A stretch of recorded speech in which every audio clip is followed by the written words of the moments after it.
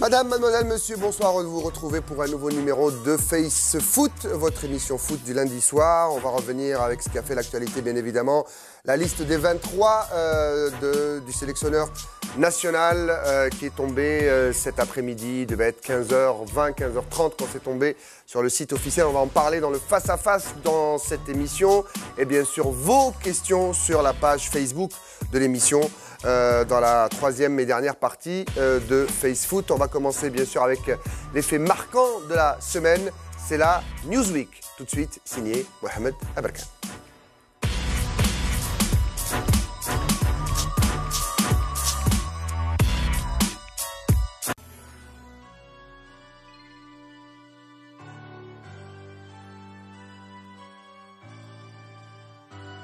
L'ombre du joueur camerounais décédé le 23 août dernier à Tizi Ouzou plane toujours. Ultime rebondissement hier dans cette affaire scabreuse à la demande d'André Bojongo, père du joueur Albert Ebossé.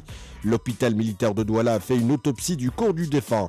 Et selon le docteur André Mounet, médecin anatomo-pathologiste, chef de l'équipe des médecins légistes, Albert Ebossé Bojongo est décédé des suites d'une agression brutale avec polytraumatisme crânien, une embarrure de la calotte, la fracture des os de la bosse, la fracture des vertèbres cervicales et sur l'épaule gauche, une luxation et une fracture maquée de la clavicule du même côté. C'est en tout cas le rapport de 15 pages présenté en conférence de presse. Une sortie médiatique qui vient démentir le rapport d'autopsie de l'hôpital de Tizi Ouzou qui avait annoncé que la mort du Camerounais a été causée par un objet contondant jeté des tribunes. Dit en vrai, dans cette affaire, où sommes-nous en train de remuer le couteau dans la plaie?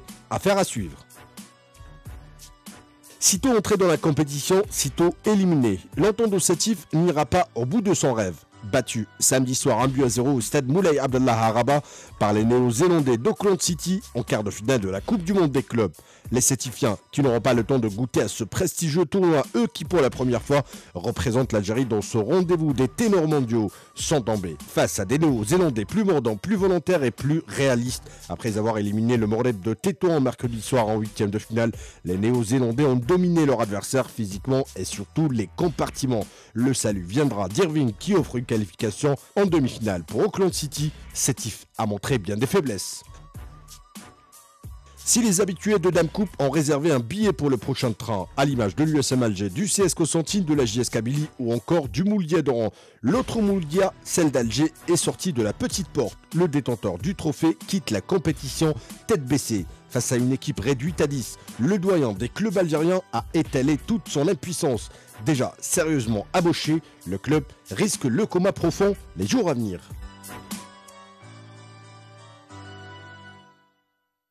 Voilà donc ce qui a marqué la semaine et on va en parler avec toute l'équipe de Face Foot en commençant la présentation de ce soir après la Newsweek avec le coach Nordine Saadi qui est avec nous ce soir. Nordine, bonsoir, merci d'être là. Bonsoir à tout le monde. À côté de vous, c'est Hadj Adlan qui fera partie de l'équipe technique de Face Foot comme tous les lundis. Salut Hadj. Salut Riyad. Comment ça va? Ça va et vous? Ça allez bien? Semaine difficile? Tranquille. Tranquille. Que ça dure. Quand on gagne, c'est tranquille. Oui. De l'autre côté, côté rédaction, compétition est là avec Alafiq Habib. Bonsoir Alafiq. Bonsoir Riyad. Vous avez aussi attendu cette liste qui est tombée finalement dans l'après-midi. Généralement, elle tombe avant les bouclages. Oui, ça a été une bonne chose. On a eu le temps de la commenter et de la travailler. Ce n'est pas le cas de l'APS qui publie immédiatement après avoir l'information. Et l'APS, c'est bien sûr Jamal Rachdi. Salut Jamal. Bonsoir Riyad. Bonsoir tout le Merci monde. d'être là à côté de vous. Mohamed Aberkan de la rédaction de DLTV. Salut Mohamed. Bonsoir Riyad, bonsoir tout le monde. Alors, vous l'avez vu dans la Newsweek de cette semaine avec cette affaire qui rebondit. Et c'était il y a 3 ou 4 jours.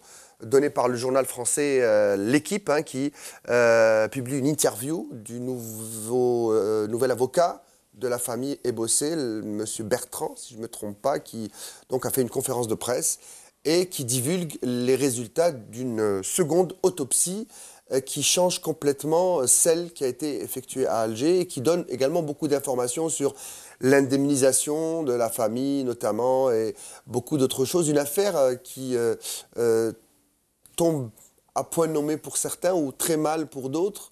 Votre commentaire, messieurs, sur cette information publiée par l'Équipe et cette interview? Il n'y a pas que l'information. Que compétition a repris. Hein, il n'y a pas que l'information publiée par l'Équipe. En fait, l'équipe a eu peut-être une exclusivité sur le contenu du rapport de l'autopsie. Il y a eu ensuite une conférence de presse qui s'est tenue avant-hier, animée par l'avocat de la famille des Bossé, ainsi que le médecin qui a fait l'autopsie. Bon, dans cette histoire, on parle de rebondissement, mais de quel rebondissement? Parce que finalement, nous, on ne connaît pas le contenu de l'autopsie faite par les médecins algériens. On nous a parlé d'un traumatisme crânien et pas plus. Donc, rien ne dit que les deux autopsies ne se rejoignent pas quelque part.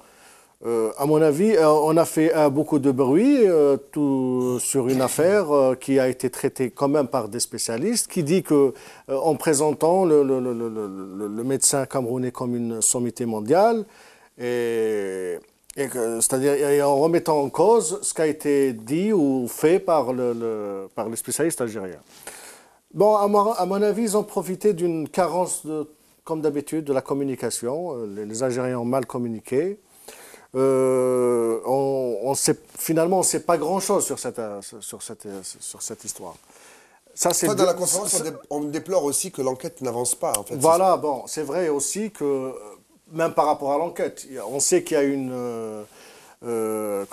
plainte contre X, et on ne sait pas encore les conclusions de la police et du procureur. On ne les connaît pas pour le moment. Est-ce qu'il y aura procès? Ça aussi, on ne répond pas. On ne peut pas répondre à cette question. Et on attend encore la réponse officielle. Donc, comme j'ai dit, sur la conférence de presse, sur la dernière, il y a eu l'histoire de l'autopsie.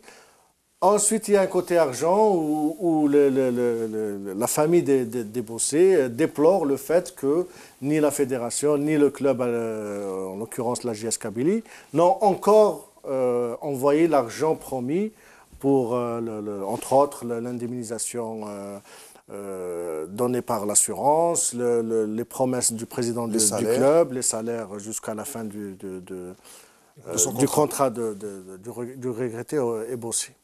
Bon, dans tout ça, là encore, le club et la fédération doivent répondre, c'est tout à fait normal. S'il y a de l'argent à transférer, il faut le faire le plus tôt possible. Mais le plus important, c'est de répondre au rapport de l'autopsie. Et là, j'ai lu ce matin que le procureur général de Tizi Ouzou s'est exprimé. Il a promis que dans quelques jours, il va communiquer enfin sur cette... Pour avancer, on va aller très vite dans cette Newsweek aujourd'hui. Jamel, l'autre question qu'on peut se poser, quand Rafik dit justement on ne sait vraiment pas si les deux rapports sont contradictoires, et que cette affaire ressurgisse encore une fois alors qu'elle a fait beaucoup de mal à notre football, elle a fait du mal à la JSK, et quand cette affaire sort maintenant à quelques encablures de la Coupe d'Afrique des Nations, à une éventuelle désignation de l'Algérie alors qu'elle est candidate à 2017, est-ce qu'on ne peut pas se poser naturellement des questions? Pourquoi maintenant?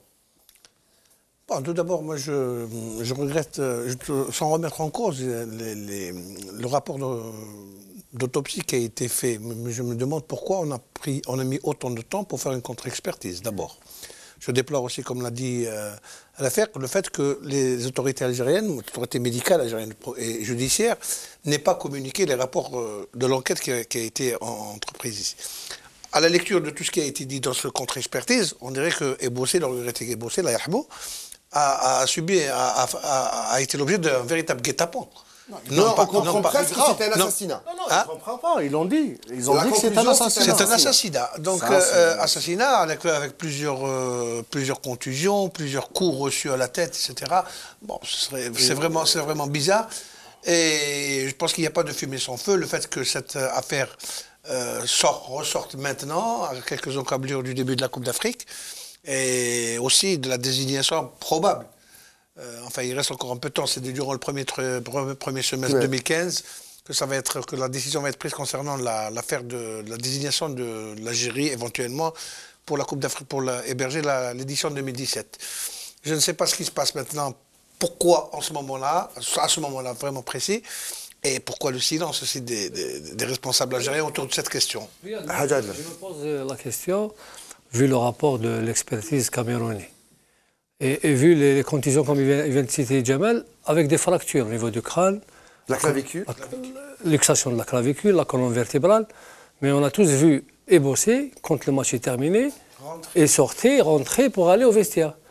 Quand on lit le rapport, ça veut dire que ce garçon, soit il est tombé du 10e étage, ou bien il a été percuté par un camion. C'est vrai ou pas? Maintenant, on ne le met pas en cause, comme je rejoins Habib.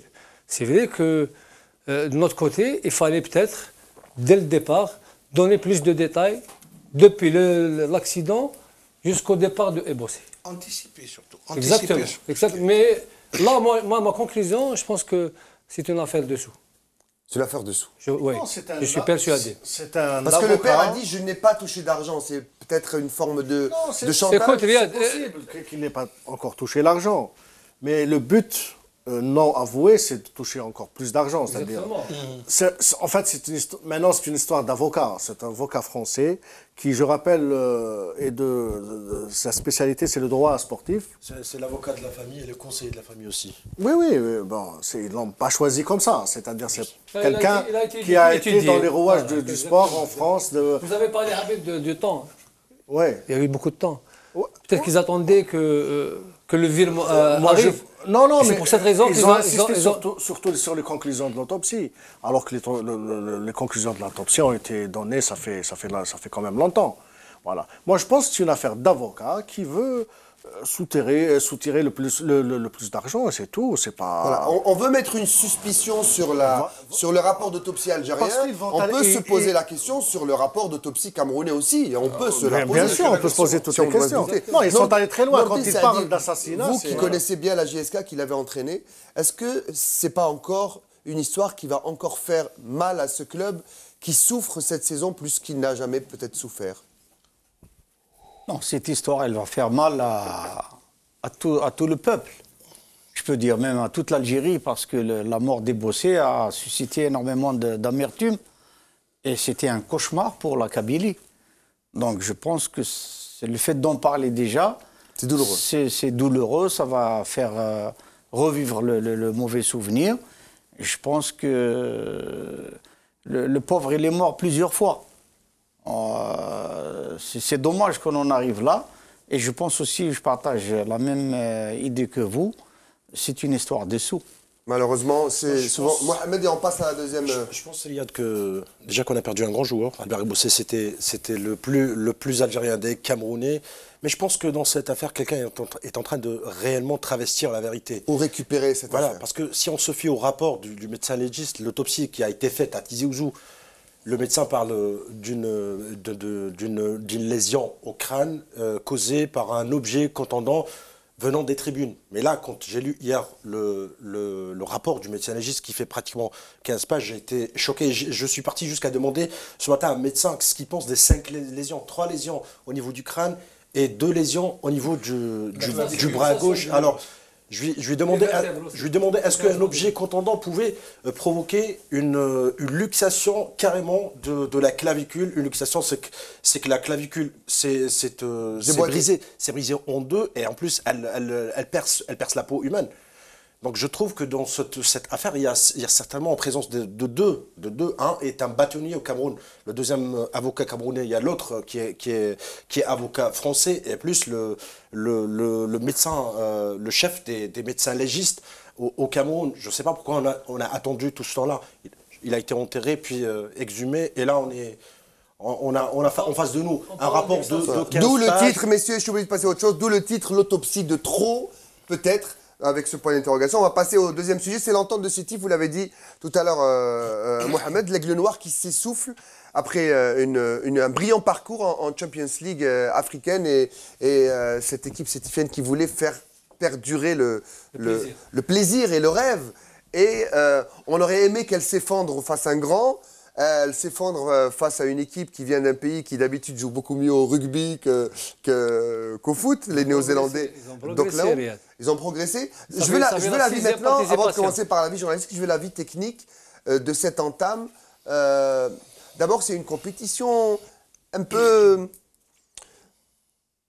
fric pour la FIFA. C'est pas une énorme compétition. Hein. C'est pour faire un peu de spectacle, faire rentrer de l'argent et de la promotion. Ça commence à partir des demi-finales. Hein, Mais il y a du prestige et l'entente, elle a peut-être raté ce rendez-vous. La question, c'est pourquoi les Sétifiens l'ont raté? Ils n'étaient pas de taille, pas du niveau, trop fatigués?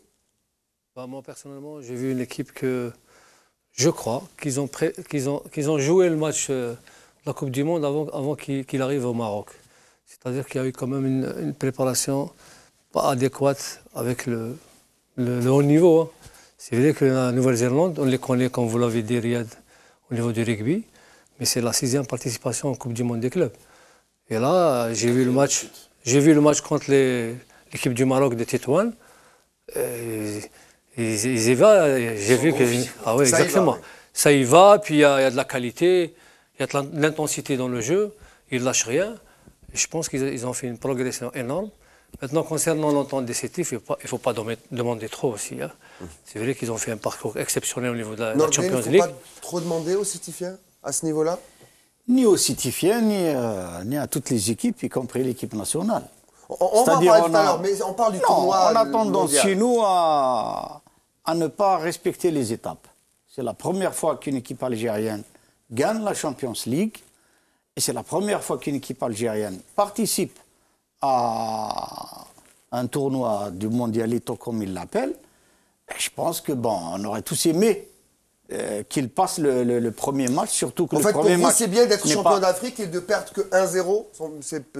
D'abord, ils ont perdu 15... Non, ce qui fait mal, c'est que ce n'est pas réellement un foudre de guerre qui les a gagnés. C'est-à-dire qu'on a vu... Il y avait de la place. Il y avait de la place. On a vu même certains joueurs qui n'ont pas participé. Les gens reprochent à Madrid de n'avoir pas mis d'emblée Younes, qui a été exceptionnel. Du coup, la star oui, du coup, devient un coach très moyen. Enfin, surtout pour la presse. Hier, j'ai vu à la télé un journaliste lui tomber dessus, alors qu'il y a 15 jours, c'est le même journaliste qui le montait au ciel. Donc, on est peu de choses dans la vie. On n'est pas beaucoup de choses. Mais il n'est pas le seul à vouloir le rabaisser maintenant. Parce que même son président, maintenant, veut le rabaisser. C'est ça le problème. Ah oui. Il l'a glorifié à un certain moment, et maintenant, parce qu'il a perdu un match... C'est trop dire, c'est fort rabaisser. C'est vrai qu'il y a rabaisser, on parle d'une rupture entre les deux hommes. Ça veut dire quoi? Exactement. Hein. Ça veut dire quoi? Non, un président qui glorifiait son entraîneur il y a quelques semaines, il dispute un championnat du monde, c'est la première fois qu'on dispute un championnat du monde des clubs, c'est la première expérience, il ne faut pas trop demander. Ils ont joué, ils ont perdu, c'est vrai que ce n'est pas l'entente décisive qu'on a l'habitude de voir, mais de là à ce que le président fasse la tête à son entraîneur parce que le match, il avait perdu, il n'était pas concentré, ou il n'a pas fait l'équipe, le 11 idoine qui devait jouer ce match, c'est possible. Mais de là à penser à se séparer de son entraîneur après une défaite comme ça, non. Est-ce qu'on ne devient pas un petit peu fou à cause du public? Parce que les Algériens, quand ils pensent finale de Champions League africaine, ils pensent Mondialito, ils pensent Real Madrid, ils pensent grand club, ça les fait rêver. Mais finalement, la gloire de Sétif, c'est d'avoir été champion d'Afrique, c'est pas du tout jouer un Mondialito. Oui, mais moi, c'est vrai, on ne peut pas leur demander, enfin, personne ne leur a demandé de remporter le Mondialito non plus. Moi, ce qui était un petit peu désolant, c'est un peu la manière dont Sétif a géré ce match.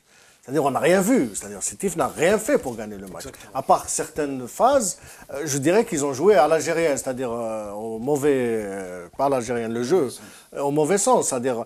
Ils n'ont rien fait. C'est-à-dire, on n'a rien vu. Ils n'ont pas essayé de gagner le match. On a l'impression que, comme a dit le Hajj, qu'ils ont joué le mondial avant d'y aller. Oui, non, ça c'est pas. Qu'on soit dans un jour sans. Oui, normal, ça arrive. Non, je suis d'accord. Mais c'était pas la première fois. C'était quand même un rendez-vous exceptionnel. Il fallait se. Moi, je pense que les joueurs, que Sétif n'est pas allé uniquement pour le plaisir. Parce que le Kouan pour le plaisir de jouer, ils auraient eu une meilleure attitude. Ils auraient fait un meilleur match. Ils étaient tellement crispés qu'ils avaient raté le match. La vie de Mohamed Aberkan, et je suis obligé de passer à la troisième partie. J'aimerais, dans tout ça, dépasser le résultat, la première défaite de l'entente de Sétif, premier représentant en Coupe du Monde. Mais finalement, qu'est-ce qu'on a retenu de ce match? On n'a rien retenu. L'affaire l'a si bien dit. les Néo-Zélandais. Si j'avais pas regardé le match, on m'avait dit l'entente de Sétif avait perdu contre les Néo-Zélandais, j'aurais cru que c'était un match de rugby. On n'a rien retenu. Aucune présence de l'équipe de Sétif. Ils ont été bouffés sur tous les compartiments. Parce qu'on regarde que notre équipe. Et surtout physiquement. Non, parce que l'autre équipe nous a dominés physiquement. Ils les ont Elle dominés a physiquement. empêché Sétif de jouer. Voilà, alors que Ils Sétif étaient a plus joué plus sur le fait réalistes. que l'équipe allait s'essouffler parce qu'ils ont fait un long voyage, ils ont joué 120 minutes avant. Or, ça c'est pas. Voilà, exactement. Alors en fait, c'est le second souffle néo-zélandais, c'est pas le C'est second exact, souffle. exact, on a assisté au second souffle. Alors messieurs, je suis obligé de vous couper. Et finalement, Jamel avait raison. Je crois que les joueurs de l'entente de Sétif étaient terrifiés par cette compétition. C'est pour ça qu'ils ont perdu. Voilà, on va passer à la troisième partie de la Newsweek et la dernière, la Coupe d'Algérie, on l'a vu, avec les favoris qui passent. Le dernier, c'était le CRB aujourd'hui, victoire 2-1 à Chlef. Chlef. On en parlera dans un petit moment dans la troisième partie de l'émission. Tous les favoris passent, sauf le tenant du titre, le Mouloudia d'Alger. On a beaucoup parlé dans cette émission du Mouloudia, de son début de saison. Alors il gagne la Supercoupe et puis plus rien, ou presque. Le problème, c'était Charef. En tout cas, c'est ce que pensaient les dirigeants et certains supporters. Charef est parti. On a attendu un petit flottement, 10 jours, 15 jours. Et puis Arthur Georges est là. La Coupe, c'est pas un événement en soi. Mais en fait, le Mouloudia, s'il avait passé ce tour, peut-être que le Mouloudia aurait pensé peut-être se dire il y a encore un truc à jouer cette saison. On posait beaucoup d'espoir sur cette rencontre. Et il reste quoi au Mouloudia cette saison? À part sauver peut-être... on peut le dire? Sauver les meubles, d'abord, sauver la tête, sa tête dans le championnat, et pourquoi pas jouer à fond la Coupe d'Afrique par la suite. Parce qu'il y a quand même un challenge de la CAF Toi, jouer la Coupe d'Afrique, qui se profile au mois de mars. Il faut une remontée déjà, assurer la remontée. Oui, moi Arthur Georges dit qu'il faut du temps. Arthur Georges, si je me limite seulement à ses réponses, à chaque réponse, il dit je ne sais pas. Alors, moi, je ne sais pas si lui, il ne sait pas ce qui se passe. Moi, je me demande ce que je vais savoir. Le problème... Reprennent à gagner les matchs. Voilà, c'est ça. Parce que ça fait la 6e ou 7e rencontre qu'ils ne gagnent pas. Je pense que si une qualification, quelle que soit la qualification, même au tir au pénalty, aurait fait beaucoup de bien surtout au Mouloudia, face au CSA, sur le plan mental. Avec ça, ils vont réapprendre au moins à gagner. Ce qui est dramatique, c'est que même le but inscrit n'a pas été l'œuvre des attaquants. C'est ça qui est dramatique aussi. Ils menaient au score. Ils menaient au score et ils se sont fait rejoindre et puis ils encaissent un deuxième but à 10. Sur Facebook, on le dit beaucoup, vous parlez du Mouloudia et de Chaouchi, mais vous ne relevez pas l'effet Belhout. Qu'est-ce que vous pensez de Belhout? Malade, qui revient de loin, il prend le CSC et... CSC qui va bien, qui va très bien. Il est déjà passé sur plusieurs clubs. Mais je vais laisser Saadi répondre. Tout le monde répond à toutes les questions qu'il y a ici. Ça fait un bon moment qu'on connaît Rachid Belhout sur le plan national. Et là où il est passé, il a laissé son empreinte. Moi, j'y crois pas trop. On parle souvent d'effet psychologique quand il y a changement, peu importe de l'entraîneur. Je ne sais pas si ça existe ou pas. Saadi nous le dira, mais il a livré quand même une série là. Lui-même a répondu. Ça n'existe pas. C'est pas parce que le fait que je suis venu. S'ils ont joué, ça se passe au niveau des joueurs. Ils ont gagné. Ça ne veut pas dire que c'est moi qui ai créé cette flamme.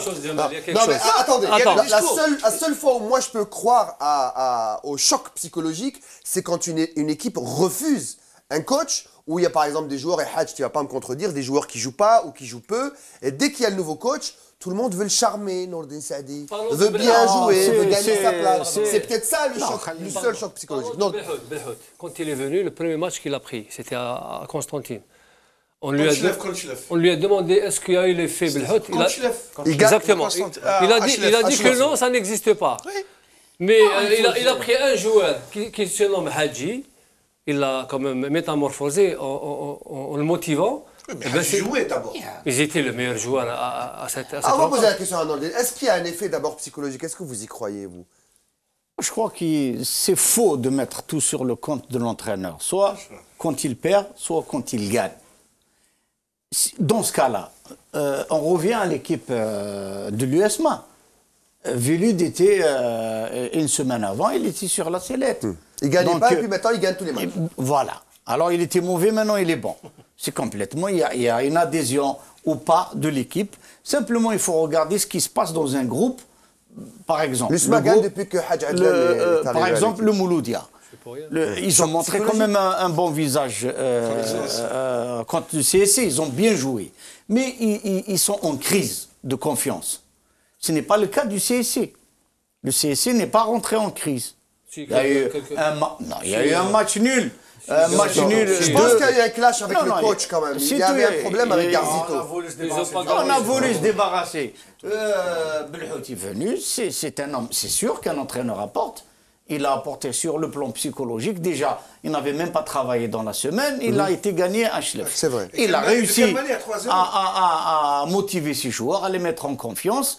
Mais c'est ce que je vous dis, les joueurs étaient contents de se débarrasser de Garzito. Bien sûr. Juste après, ils veulent gagner le match, ils le gagnent. C'est ça, exactement. C'est ça l'effet psychologique. Quand les joueurs voient qu'il y a un changement au niveau de la barre technique, eh ben, d'habitude, ils se donnent à 50%. Quand il y a un changement, ils se donnent à 100%. Ils ne perdaient pas aussi avant parce qu'il y avait Garzito. Et lorsque vous avez un groupe de joueurs qui est pour le départ de l'entraîneur, un groupe de joueurs qui est contre. C'est ça le drame, et c'est ce qui se passe au Mouloudia. Mais sur ce match, Jamal, sur ce 32e de finale entre le Mouloudia d'Alger et le CS Constantine, c'est pas que le Mouloudia était le CC était aussi mauvais sur ce match. Sur sa pelouse avec son public, ça s'est joué sur un rien.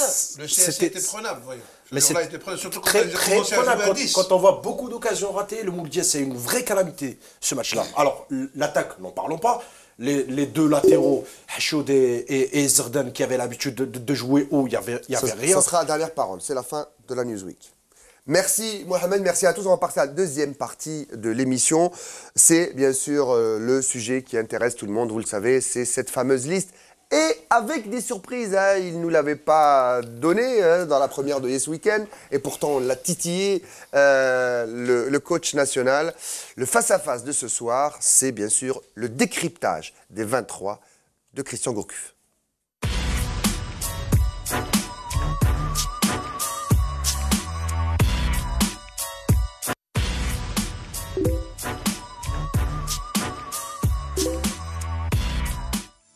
Après plusieurs jours d'attente, la fameuse liste des 23 est tombée ce lundi. Il s'agit du groupe choisi par le sélectionneur national Christian Gourcuff pour disputer la CAN 2015.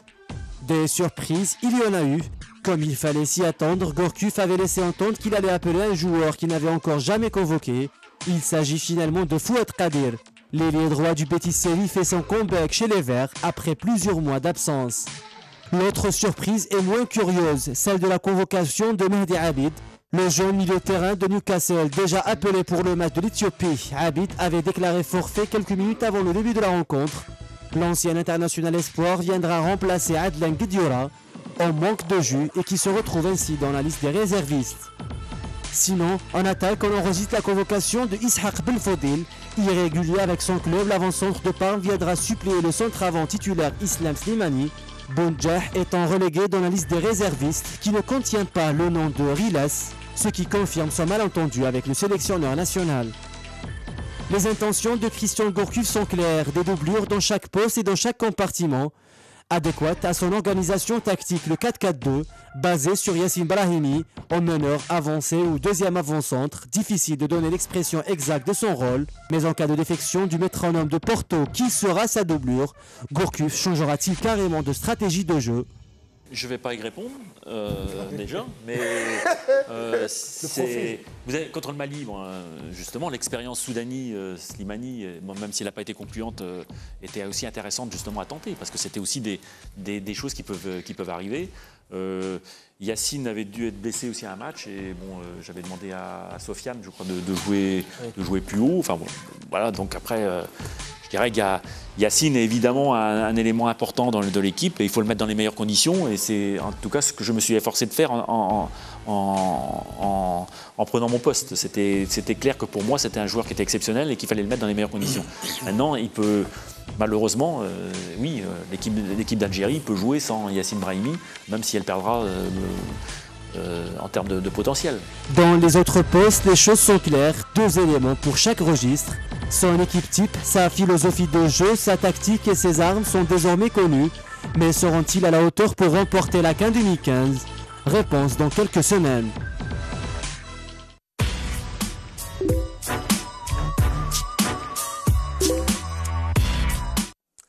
Et voilà donc cette liste des 23 avec quelques surprises. On va voir le tableau que va nous afficher Mehdi Haddad, que vous pouvez regarder vous aussi, messieurs, sur l'écran de contrôle. Alors, il y a Abeid de Newcastle. C'est une mini-surprise, même s'il était blessé.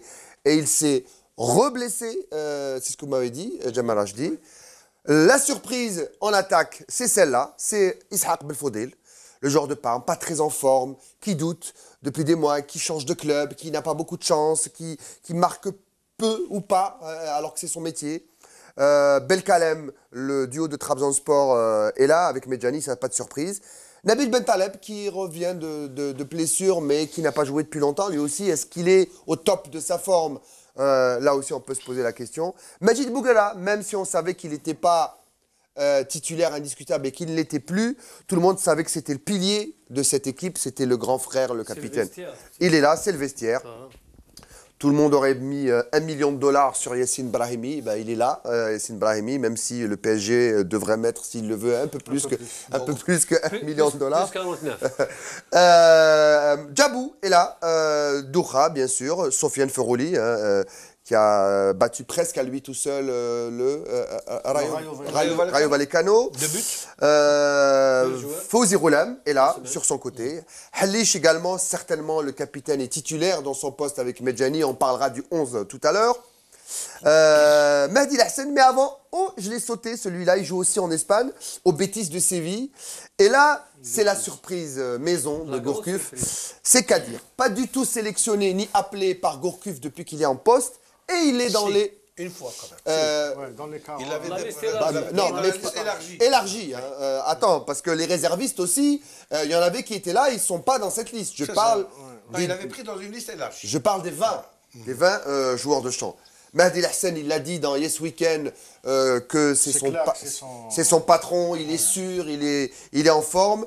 Riyad Mahrez qui était remplaçant ou il chauffait le banc presque avec Vaïd, là il est titulaire indiscutable. Je déroule la liste et on va en parler. Issa Mandi, lui, qui est bien sûr là, il a trouvé son alter ego, c'est Zefen. C'était face au Mali qui avait pris sa décision.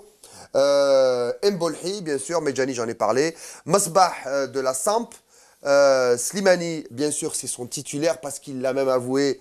Mon meilleur duo en attaque, c'est Brahimi Slimani, ils s'entendent bien. Soudani, il était là. Moi, j'aurais mis une petite pièce sur Boudbouz à la place de Soudani. Il n'a pas osé chambouler le groupe, parce que Soudani fait partie de ce groupe. Après le but qu'il a marqué ce week-end. Taider et bien sûr Zemamouche, les réservistes, Kadamuro, Guedioura, Mehdi Mustafa, Mesloub de Lorient, Boudbouz, Kachi et Bounjah de l'Étoile. Pratiquement, si personne ne se casse une patte, ces réservistes resteront dans leur club, messieurs.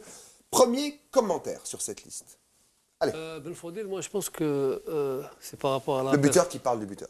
À la performance de Bounjah au dernier match qu'il a été incorporé. Si réellement Bounjah a fait ce que l'entraîneur attendait de lui... Belfodil ne serait pas là. Exactement. Il serait dans les réservistes. Je pense que c'est par rapport à ça qu'il a choisi Belfodil par rapport à Bounjah. C'est ton avis, non? Je pense que c'est mon avis. Parce que Bounjah ne l'a pas convaincu quand il l'a fait rentrer, et donc il s'est dit, bon, il ne m'a pas convaincu, je prends l'autre. Bah oui. Écoutez, il l'a fait rentrer pendant 10 minutes. Un quart d'heure. Un quart d'heure à Blida. Maintenant, s'il faut faire rentrer un attaquant pendant 90 minutes... Il faut, bien sûr. Moi, je pense autrement. Honnêtement, je pense que nous allons jouer une Coupe d'Afrique. Les trois équipes sont quand même de très fortes constitutions physiques. Et je pense qu'on avait besoin d'un bon remplaçant au cas où Slimani viendrait à souffrir un petit peu ou à se blesser.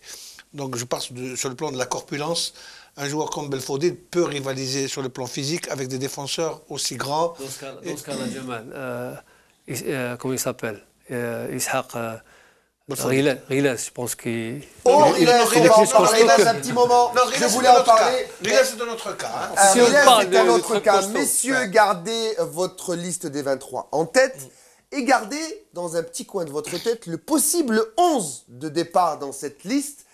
Pub et on revient pour parler des 23 de la Coupe d'Afrique des Nations 2015.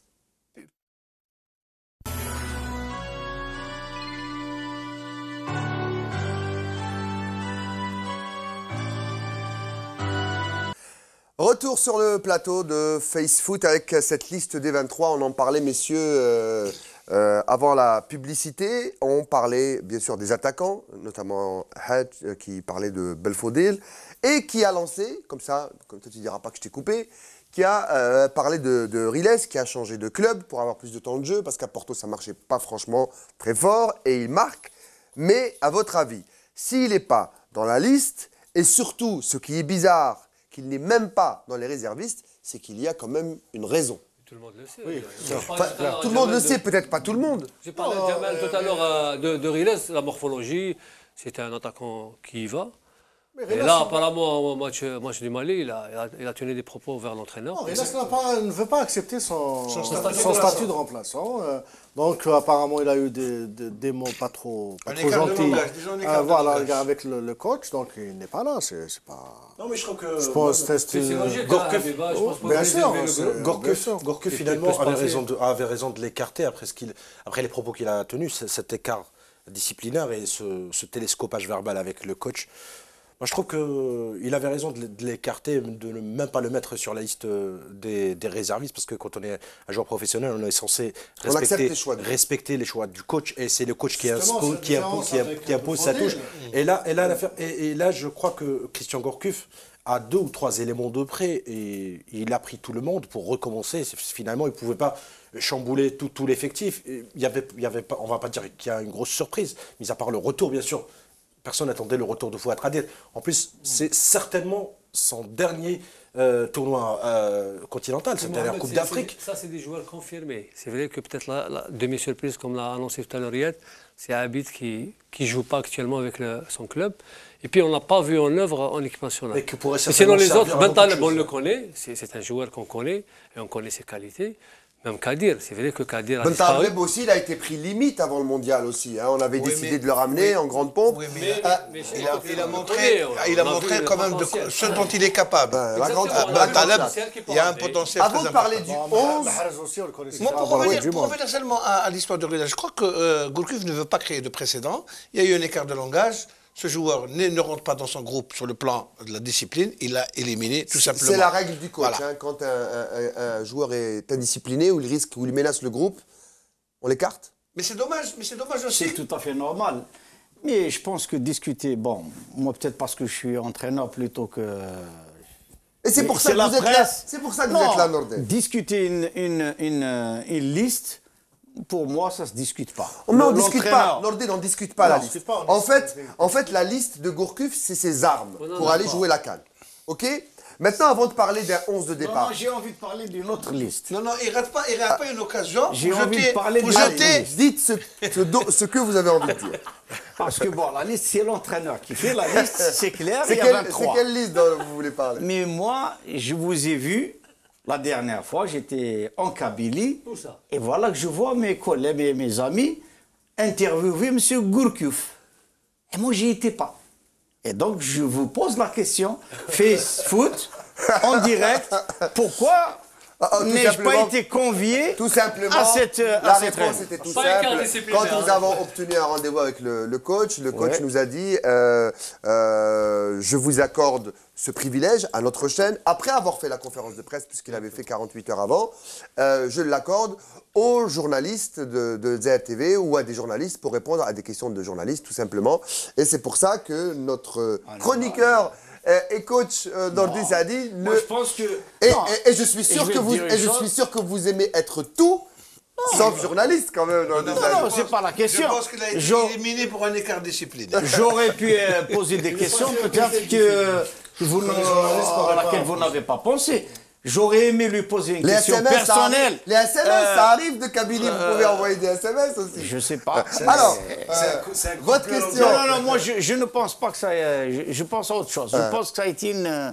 Non, c'est le coach une injonction. Il n'y a pas d'injonction, c'est le coach qui voulait avoir les journalistes en face. Mais la question technique que j'aimerais bien que vous y répondiez, il y a l'Afrique du Sud, premier match, ensuite le Ghana, ensuite le Sénégal. Est-ce que, s'il n'y a pas de blessure, si les joueurs sont en forme, à votre avis, Gourcuff garde son 11 de départ pour les 3 matchs, ou alors le 11 et la physionomie de l'équipe de départ peut changer selon l'adversaire et selon, bien sûr, les résultats qu'on a au premier ou au second match? Je pense que ça ne se prépare pas à l'avance, ça. Une fois, c'est sûr que dans la tête de l'entraîneur, pour ce tournoi, il doit penser au minimum à 14 joueurs. Mais cela dépendra de tout l'environnement, y compris la météo, y compris le taux d'humidité. Donc il va connaître les joueurs qui peuvent souffrir jusqu'à la fin. On a vu, vous vous souvenez, un match en Gambie, où il y avait, c'était Kadamoro, je pense, son premier match, qui n'arrivait pas. Il a terminé très courageusement le match.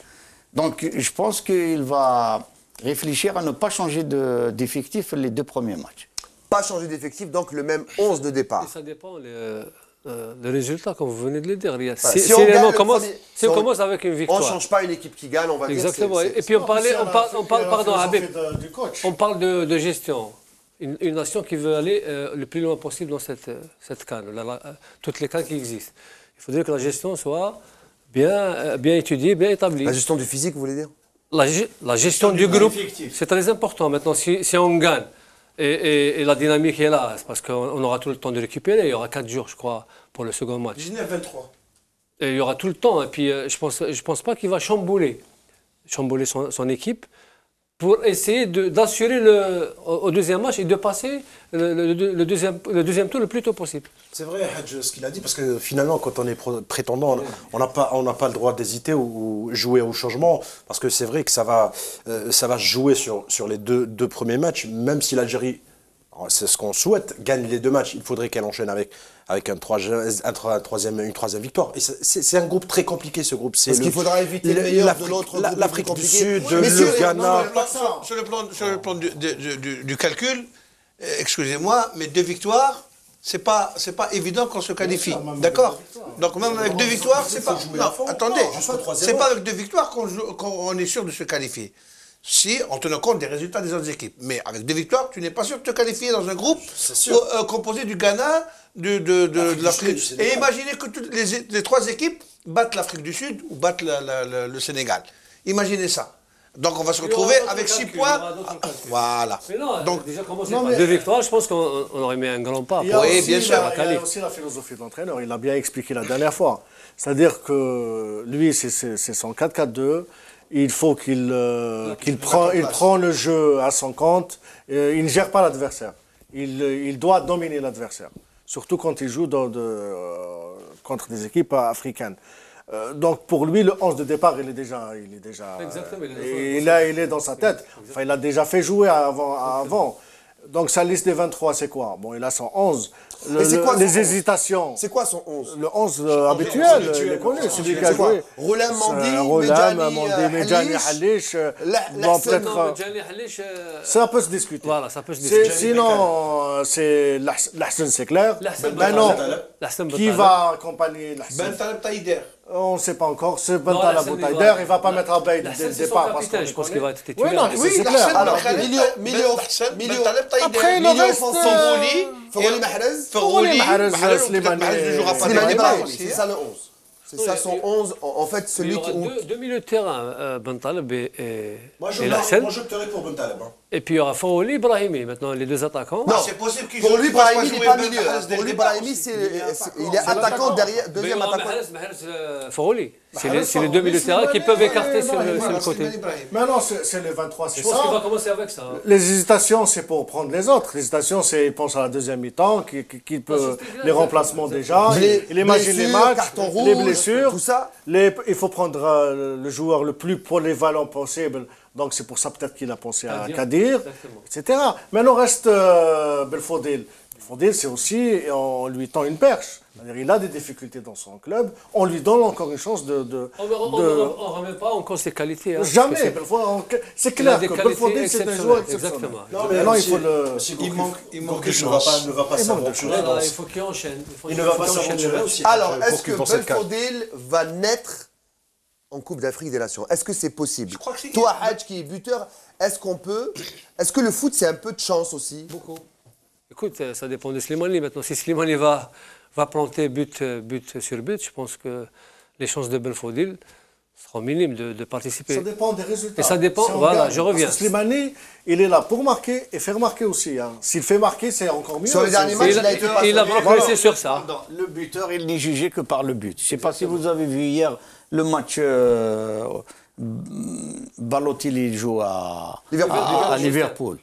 Vous avez vu combien de buts il a manqué? Il y avait un bon gardien. Il aurait mis un minimum de 3 buts face à face. Il les a bien travaillés, mais ça a échoué. Eh bien, la confiance n'est pas encore... Balotelli a un problème de confiance, Belfodil a un problème de confiance. Les attaquants du mondial ont un problème de confiance. Voilà, c'est un peu ça. Si jamais, si jamais il marque un but, que ce soit de la tête, de l'épaule, etc., il va reprendre confiance. Alors, s'il est essayé, par exemple, contre le match contre la Tunisie, le 10 ou le 11 janvier à Radès, s'il est essayé, Il n'a pas le problème d'efficacité. il a des qualités. Il n'a pas le problème d'efficacité. C'est quand même, il ne marque pas, il Il joue joue pas assez. Mais il joue pas assez. Et en équipe nationale, il a joué. Il joue assez. Alors, pour terminer, je voulais vous poser une question avant qu'on passe à la troisième partie. Je suis désolé, messieurs, le temps passe vite. Hadj a parlé de gestion. Gestion du groupe, et gestion du physique et de la compétition, parce que c'est long. Généralement, on dit qu'on monte en puissance, on n'a pas de bol dans notre tirage, il faut déjà être en haut, au plus fort de notre puissance pendant ce tournoi. Mais notre groupe, si jamais on se qualifie, et on l'espère, c'est le minimum syndical, je dirais, parce que la dernière fois, on s'est fait sortir sur un chef-d'œuvre tunisien qui nous est tous restés en travers de la gorge. On est croisé avec le groupe D.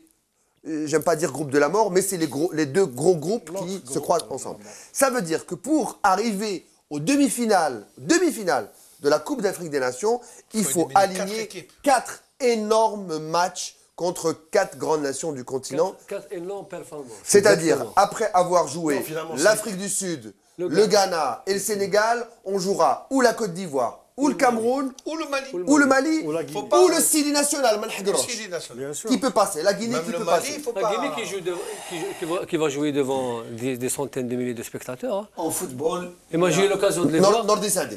Je pense qu'en football, on ne peut pas, si vous voulez, réfléchir comme ça. Ça peut arriver comme ça, ça ne peut pas arriver.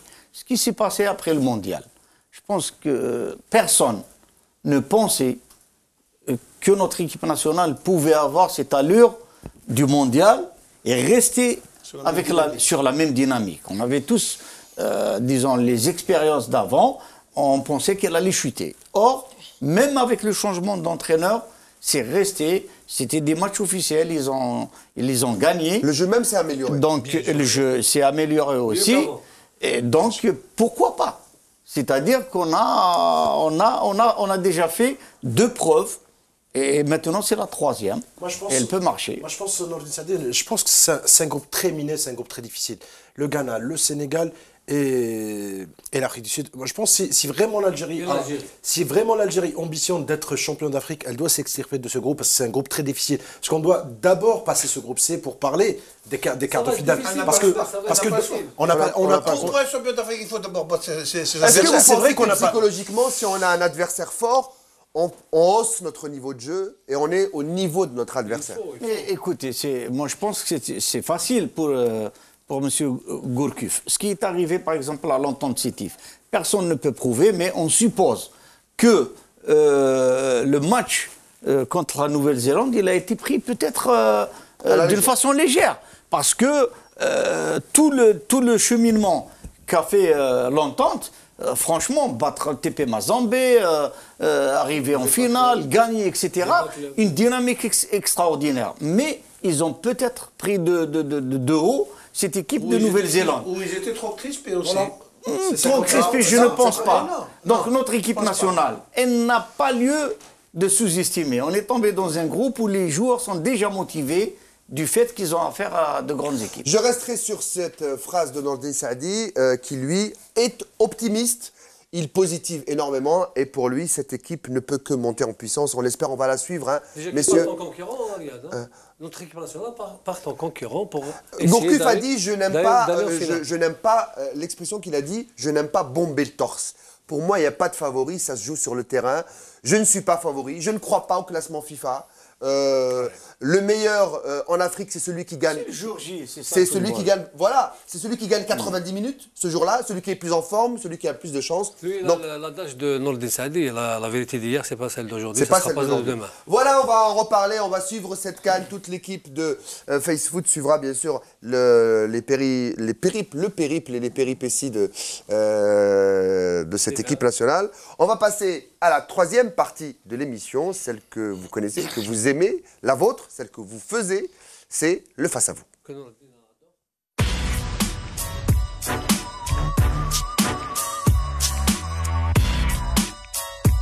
Alors, tout le monde rigole sur ce plateau parce que si c'est votre rubrique préférée, croyez-moi, c'est aussi la rubrique préférée des chroniqueurs de Facebook parce qu'à chaque fois, il y en a un qui est interpellé. Il fait partie de notre groupe. On n'a pas tout pris de ce qu'il y avait sur la page parce que cette semaine, je ne crois pas qu'il y a eu des questions à Nordin Capello. Il y en a une, je crois, pour Hadj. Que j'ai laissé tomber, finalement parce que la coupe c'était la semaine dernière et pas cette semaine, mais cette fois il y en a une, et devinez qui c'est qui la pose, Djemal Rachdi. Le fameux Trombadji. Trombadji, notre Mohamed Goldberg Trombadji. D'ailleurs, il faudrait que je demande à Mehdi Haddad de nous trouver une sixième chaise pour Trombadji, il faudra qu'il vienne sur ce plateau. Alors, lui en gras et en grand, déjà, et on va voir la question, il annonce la couleur.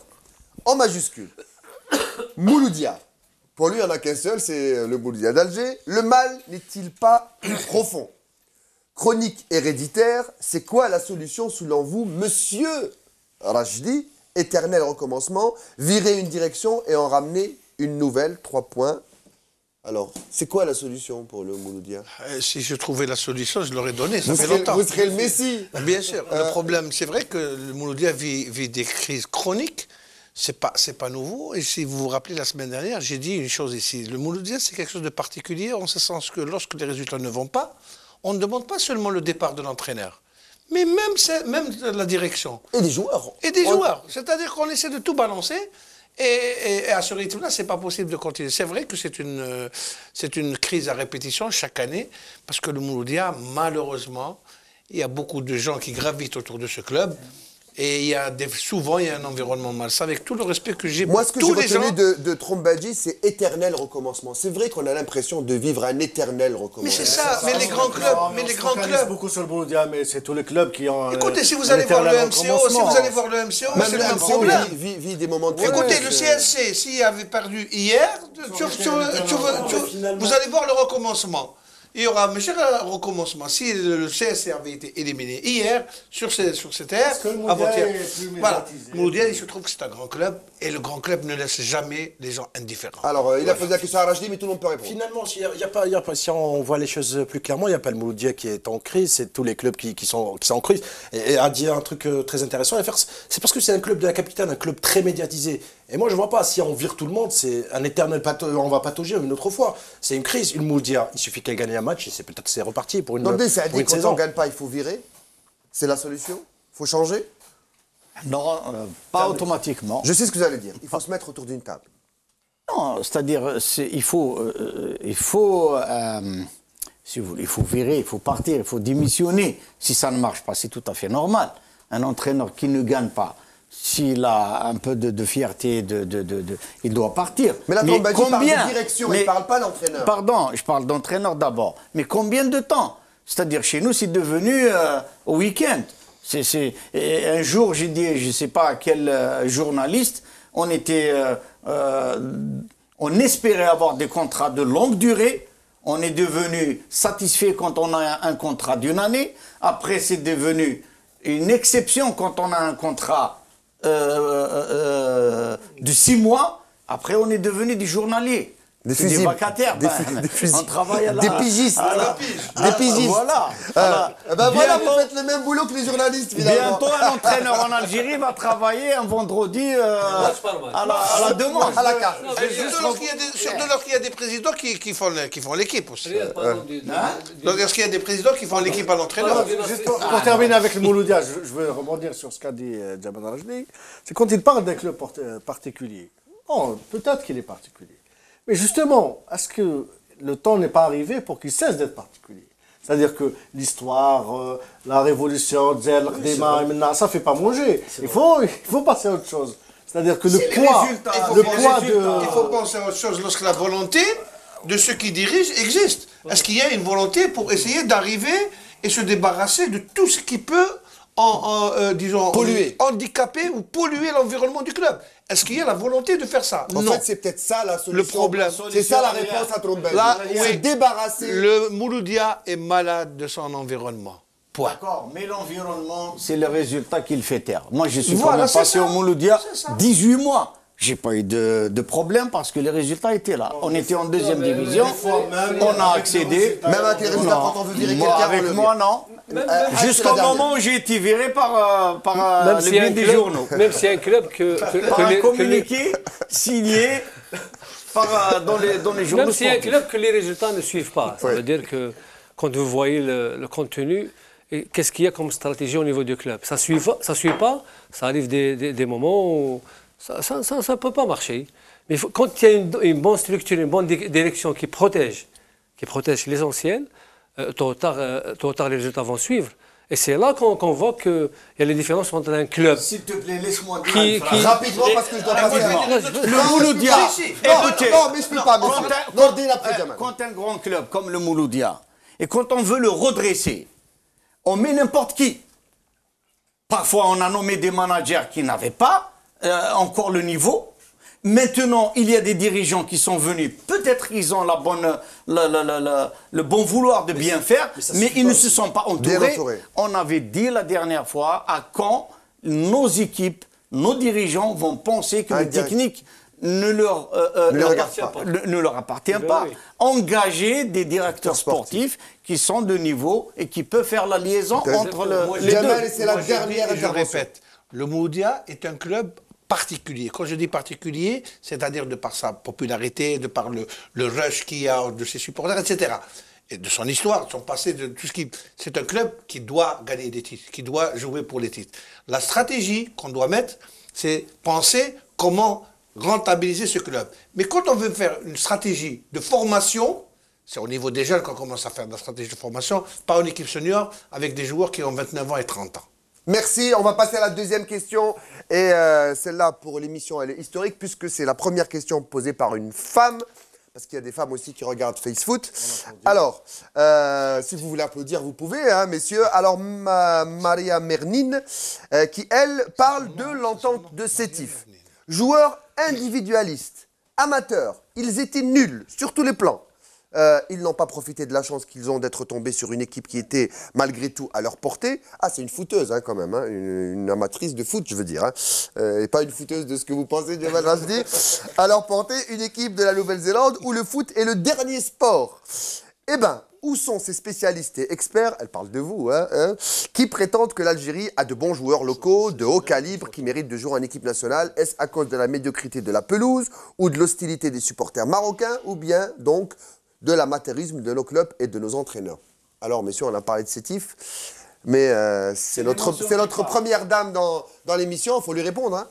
Je pense qu'elle s'attendait que l'entente de Sétif remporte la Coupe du Monde des clubs. Pas remporte, mais au moins gagne un match. Écoute, elle parle de niveau faible de la Nouvelle-Zélande. Je ne pense pas que le niveau est faible. Hein. Non, mais parce déjà, que c'était quand on voit l'évolution de cette équipe, regarde, vraiment, je l'ai dit tout à l'heure, il y a de l'intensité dans le jeu, il y a une bonne organisation, et ils peuvent mettre n'importe quelle équipe en difficulté. C'est vrai que... On termine par l'amateurisme de nos clubs et nos entraîneurs. Bon, pas l'entraîneur, l'amateurisme surtout de nos clubs, oui. Nos clubs sont amateurs aussi. Hein. Nos clubs sont amateurs et nos championnats sont encore semi-amateurs. Oui. Elle a parlé aussi des joueurs locaux. Est-ce que la valeur des joueurs locaux? Est-ce qu'on peut revendiquer d'avoir des joueurs locaux? Parce que dans cette liste, messieurs, et merci. Il n'y a aucun joueur. En 2013, on est parti avec 7 joueurs locaux, si je ne me trompe pas. Le Mouchia, Aoudia qui était encore là, Slimani qui était encore là. Soudani qui était encore là, je crois. Plus. Pas l'année dernière, avant 2010. 2011. La dernière Coupe d'Afrique. 2013. 2013. J'en redemande des joueurs locaux De cette valeur. De cette valeur qui gagne la Champions Mais ça veut dire League. qu'on produit. Voilà, ça veut dire qu'on produit Je pense plus. qu'elle a écrit, ou qu'on produit de elle moins a en écrit son mot juste après la défaite. C'est l'émotion qui parle, c'est pas la raison. Non, mais Alors. c'est l'émotion. En plus, il y a beaucoup d'amertume dans sa plume. C'est vrai, on avait une certaine fierté l'entente de cette type qui remporte la Ligue des Champions, première équipe africaine qui remporte la Ligue algérienne qui remporte la Ligue des Champions. Et après ce match, je dirais un match scandaleux face aux Néo-Zélandais. Là, je vais dire. C'est la dernière intervention. Je vais passer à autre question. Non, mais la question des joueurs locaux, c'est-à-dire qu'il n'y a pratiquement pas de joueurs de champ sur le plan local en équipe Non, nationale. elle veut dire qu'il ne faut donc pas revendiquer des joueurs locaux en équipe nationale. Je finis mon idée. Finalement, l'entente de cette type sur ce match n'a rien fait pour remporter les matchs. Voilà, vous l'avez dit, vous l'avez répété. On va passer à l'avant-dernière question, celle de Abdou Madrid Amzian. Il fallait quand même rendre un petit hommage à la première femme qui nous écrit. Oui, on lui rend hommage, on la salue, on la remercie de nous suivre, et j'espère chaque semaine. Et pour elle et toutes les femmes qui aiment le foot, et il y en a beaucoup. Alors, Amzian Abdou Madrid qui dit, est-ce que c'est logique d'obliger l'USM Blida, qui a perdu 2-1 aujourd'hui en coupe, de jouer à Schlef, malgré que c'était l'équipe qui a le choix du stade, puisque c'est le premier sorti au tirage, c'est le règlement en coupe. Normalement, si les responsables de Tchaker ne veulent pas accueillir le match, il faut donner l'USMB le choix. Alors, est-ce que l'USMB a donné un second choix, c'est-à-dire Brakni? Oui. Ou alors, on l'a obligé à choisir Schlef? Mais eux, ils reçoivent le match en Ligue 2 professionnelle à Brakni.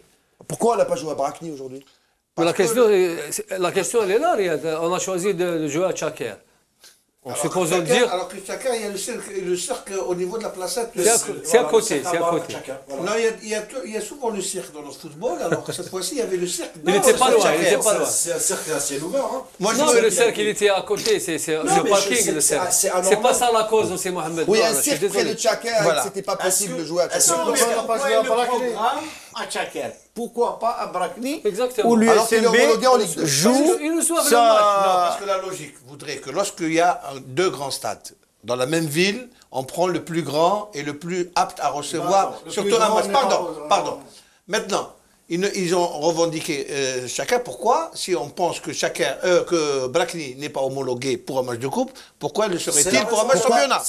Voilà. Professionnel. Maintenant, moi je pense que dans toute cette histoire, la fédération devrait revenir à la neutralité du terrain. Voilà. Ça ne rime à rien là-dessus, parce que imaginez qu'une équipe soit chanceuse, tirage au sort, qu'elle soit tirée la première à chaque fois, et qu'elle rencontre des petites équipes, et j'ai daté à la coupe. On n'en parle plus, on n'ajoute plus. Alors, on va terminer avec la dernière question Facebook. Elle est signée Mohamed Benbou, qui dit, et il manque, je pense, avis. À votre avis, messieurs, la hiérarchie européenne va-t-elle être bouleversée cette saison en Ligue des Champions? Là, il parle de la Champions League.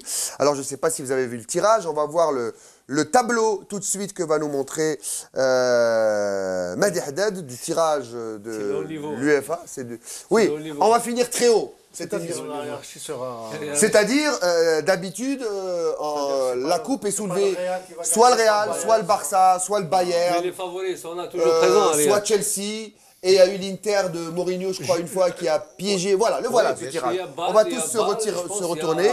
Nordin, tu peux te retourner pour voir le tirage. Shakhtar, ils sont toujours Paris présents. qui tire Chelsea, Man City, Barcelone, Leverkusen, Atlético.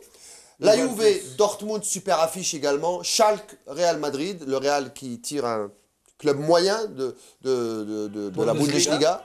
Shakhtar contre Bayern de Munich. Arsenal, Monaco, ça va être du rouge et blanc des deux côtés. Et puis le FC Bâle face au FC Porto de Brahimi. Messieurs, est-ce qu'on peut voir, cette année par exemple, ça c'est les huitièmes, hein, mais est-ce qu'on peut dire qu'un club comme Porto, comme Dortmund, même si Porto et Dortmund l'a gagné, il y a une équipe ici qui ne l'a jamais gagné. C'est par exemple le Paris Saint-Germain ou Monaco qui a été finaliste, je crois, avec Didier Deschamps comme entraîneur. Ou Arsenal. Est-ce qu'on peut avoir une surprise cette année ou vous n'y croyez pas? Je pense pas. Dire que Bâle ou Shakhtar va remporter la coupe, c'est clair que dès maintenant on peut dire que c'est non. Bon, le reste, c'est des grands clubs. Mais même parmi les grands clubs, il y a ces deux collèges. On ne peut pas parler de... C'est pas le même niveau, Real Madrid et Schalke. À mon avis, il n'y aura pas un grand bouleversement encore cette année. Quoique, il y a des équipes qui sont disons-le, en crise, comme Barcelone, comme Dortmund. Comme Dortmund. Mais Dortmund marche bien en Champions League, bizarrement. Très bien. Oui, je veux bien les voir contre Juventus. Quoique l'affaire, ces dernières années, la Juve joue bien en Italie, mais joue mal en Ligue des Champions. Voilà, à un certain moment, la Juventus spécialement n'avait pas Les favoris sont là, il y a des n'avait Real pas ce Madrid, il y profil a le européen. Bayern.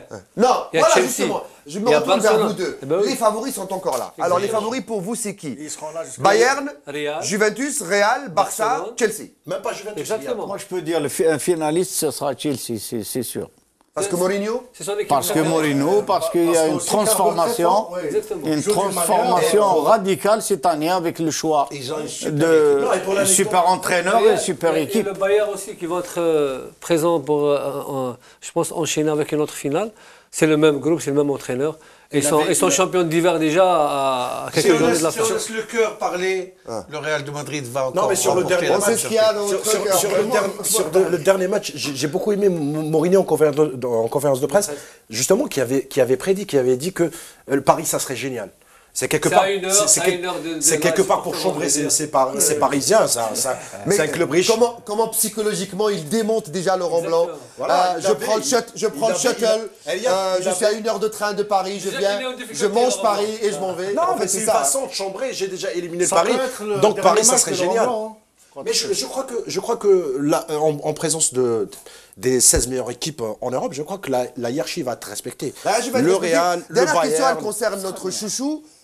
C'est Yassine Brahimi qui est le seul Algérien dans ce 8e de finale de Champions League. Qui n'a rien fait hier. Monsieur qui n'a rien fait hier. Je suis désolé. Attendez que je la pose, ma Il a question. été matraqué hier.